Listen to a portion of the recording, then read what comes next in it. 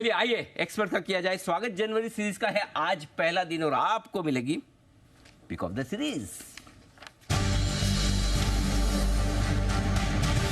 सेडानी साहब का किया जाए स्वागत भरपूर। सुप्रभात सेडानी साहब, बताएं सर इस सीरीज के लिए आपका पसंदीदा share. Anil ji, good morning Deepanshu, good morning सारे दर्शकों को। अनिल जी, नए साल की सबको बहुत बहुत मुबारकबाद। अगले हफ्ते में नया साल है और जिस हिसाब से 2023 में मार्केट में तेजी की बारिश हुई है, वैसे ही 2024 भी रहे। सबसे बड़ी चीज अनिल जी, मैंने देखा सुबह सुबह में हाँ। कि आप भी वीनस जाने का प्लान कर रहे हैं। वीनस 5 की कहीं रिकमेंडेशन मैंने देखी। तो अनिल जी, आप भी 2024 में मेरे साथ वीनस जाने के लिए तैयार हैं? नहीं नहीं, आपके बगैर ही जा रहे हैं ये समझा। अच्छा दूसरा, बाय द वे, ये 2024 की शुभकामनाएं अभी से क्यों?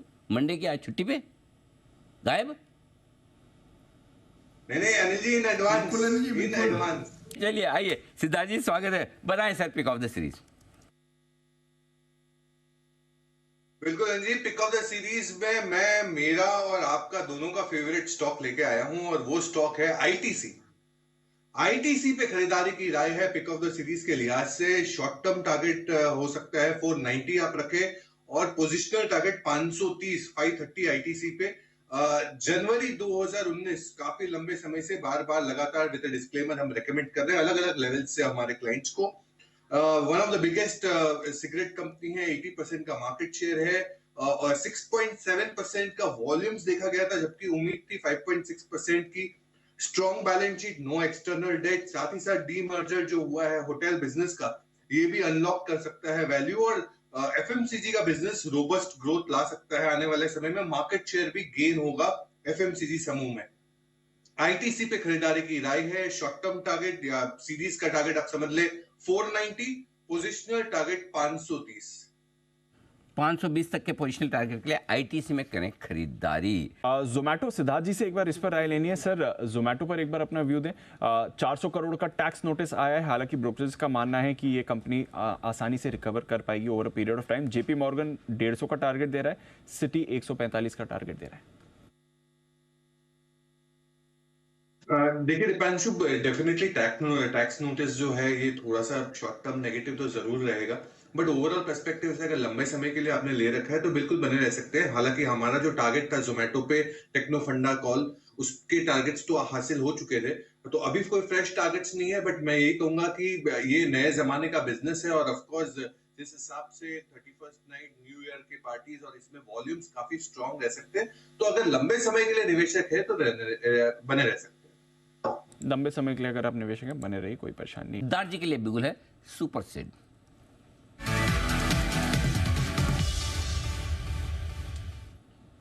बताएं सिद्धार्थ जी।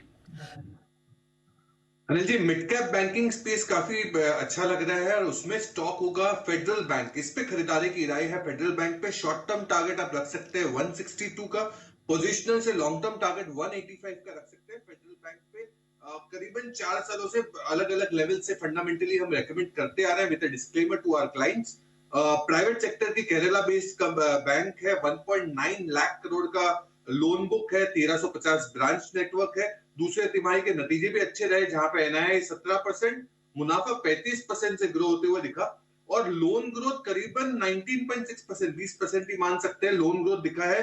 हम उम्मीद कर रहे हैं और मैनेजमेंट कह रही है कि 18% क्रेडिट ग्रोथ तो रह सकता है आने वाले 2 सालों के लिए, जो एवरेजेस से ऊपर है, इंडस्ट्री के एवरेजेस से ऊपर है। स्टेबल मार्जिन है, रिटर्न ऑन एसेट जो काफी बेहतरीन एक पैरामीटर माना जाता है बैंकिंग में, वो 1.2% की उम्मीद है और निम्स भी 3.3%। तो फेडरल बैंक छोटे मझोले मिड कैप बैंक्स में मुझे अच्छा लग रहा है। 162 का शॉर्ट टर्म टारगेट, 185 का पोजिशनल से लॉन्ग टर्म टारगेट। ओके, तो फेडरल बैंक यहां पर आपको मोमेंटम दिख रहा है और सिद्धार्थ जी के फोकस में आ भी रहा है। कल भी हमने देखा था काफी एक्टिव हो रहा था ये काउंटर, यहां पर और बड़ी तेजी दिख रही है। एक बार सिद्धार्थ जी से भी राय लें। सिद्धार्थ जी, टर्न अराउंड हो गया आईईएक्स का? जिस तरह से अब बाजार का भरोसा आईईएक्स में बढ़ रहा है, रिसेंट गिरावट के बाद काफी फेवर में हो गया ये काउंटर।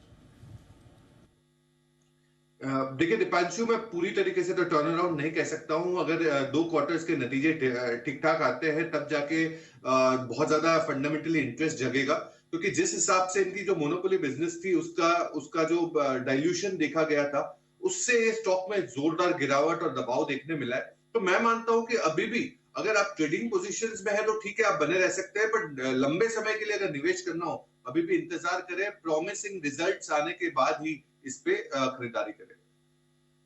ये है IEX स्टॉक के लिए ये साल बड़ा मामला वैसा ही रहा और वापस से अब रिकवरी भी आती दिख रही, लेकिन इस आइए तब तक बिगुल एक सिद्धार्थ जी के लिए सुप्रसिद्ध।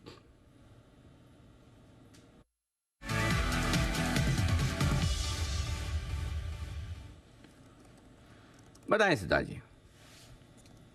अनिल जी, खरीदारी की राय है ऊनो मिंडा पे। ये ऑटो एंसिलरी की कंपनी ऊनो मिंडा, जिसका शॉर्ट टर्म टारगेट रखना है 690 का, 690 का। पोजिशनल टारगेट से लॉन्ग टर्म टारगेट रखना है 780 का। ऑटो एंसिलरी की company Uno Minda, with disclaimer, हम काफी समय से ये रेकमेंड कर रहे हैं क्लाइंट्स को फंडामेंटली। ये मिंडा इंडस्ट्रीज अर्स्टवाइल हुआ करती थी। ये automobile switches, horn, seats, alloy wheels, जो गाड़ियों में अलॉय व्हील्स पाए जाते हैं, ये सब कुछ बनाती है ऑटो एंसिलरी स्पेस में। और दूसरे तिमाही के नतीजे भी काफी दमदार रहे। एनुअल ऑर्डर 475 करोड़ खाली EV specific, electric vehicle specific मिला था।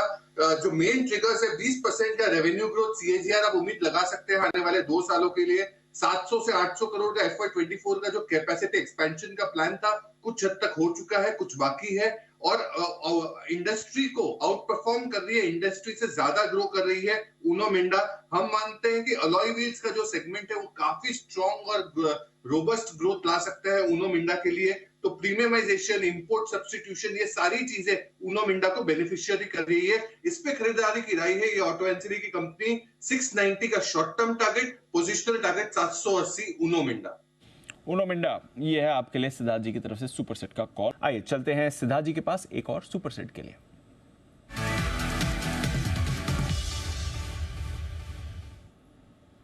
बताएं सिद्धार्थ जी। अभी सुमित जी ने दीपांशु गुजरात से स्टॉक दिया, गुजरात पिपावाव, तो मैं तो गर्वी गुजराती हूं, तो मैं भी गुजरात से ही स्टॉक लाया हूं, गुजरात फ्लोरोकेमिकल। गुजरात फ्लोरोकेमिकल, बहुत दिनों के बाद ये स्टॉक कब निकला है, यहां पे खरीदारी की राय है। टारगेट रहेगा शॉर्ट टर्म 3750 का, पोजिशनल टारगेट रहेगा 4000 का।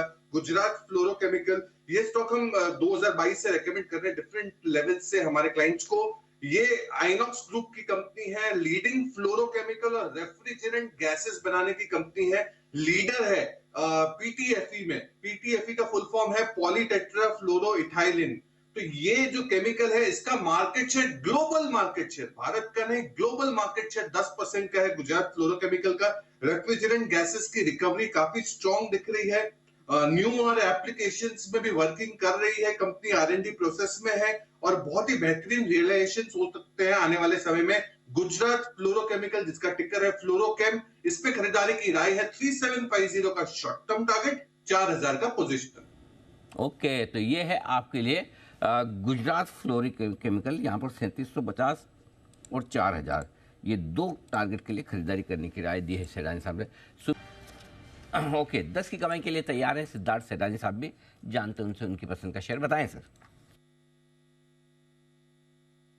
जी अनिल जी, 10 की कमाई में जो शेयर है वो NBFC स्पेस से है, और वो है क्रेडिट एक्सेस ग्रामीण। क्रेडिट एक्सेस ग्रामीण पे खरीदारी की राय है। टारगेट आपको रखना है 1980 से 80 का, 1980 का। माइक्रो फाइनेंस की कंपनी है, ये हाई फोकस है on retail loans. Top 3 states में जो काम करती है, इनका रेवेन्यू जो आता है वो कर्नाटका है, महाराष्ट्र है और तमिलनाडु है।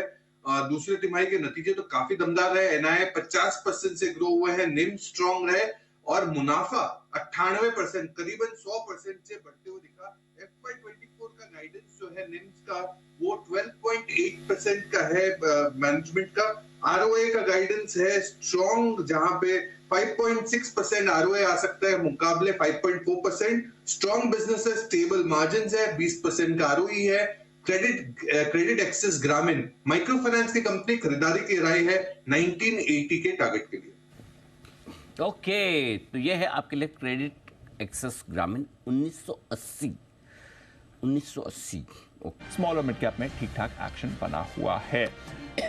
शुरुआती शो में तो बस इतना ही, बट अनिल जी और मैं आपके साथ जुड़े रहेंगे। बस एक छोटा सा ब्रेक लेकर हम आ रहे हैं जी स्टॉक अवार्ड्स 2023 लेकर। इस साल के सबसे बड़े न्यूज मेकर्स, बेस्ट परफॉर्मर्स, कुछ खबरों वाले शेयर्स और भी कई सारी इंटरेस्टिंग कैटेगरीज हैं। कौन से हैं कैटेगरीज और कौन से हैं विनर्स, सब बताएंगे आपको। पर उससे पहले हमारे सभी मेहमानों का बहुत बहुत शुक्रिया इस साल के आखिरी ट्रेडिंग सेशन मॉर्निंग शो में हमारे साथ जुड़ने के लिए। क्लोजिंग शो में आपसे फिर से करेंगे मुलाकात, बट फिलहाल के लिए एक छोटा सा ब्रेक लेते हैं और जैसे हमारी रोज़ की प्रथा है, देश के प्रति सम्मान के साथ शो का करेंगे समापन। जय हिंद।